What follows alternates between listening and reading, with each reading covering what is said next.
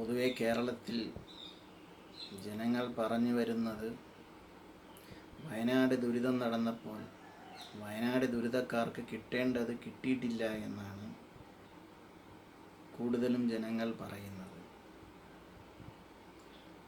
ഈ സാഹചര്യത്തിൽ കേന്ദ്ര സർക്കാർ ശ്രദ്ധിക്കേണ്ടത്, ഇനിയെങ്കിലും എൻ്റെ ദുരിതാശ്വാസ ബാങ്ക് അക്കൗണ്ടിലേക്ക് കോടിക്കണക്ക് ക്യാഷുകൾ അയക്കണം. ക്യാഷ് എൻ്റെ കയ്യിൽ കിട്ടിക്കഴിഞ്ഞാൽ ഞാൻ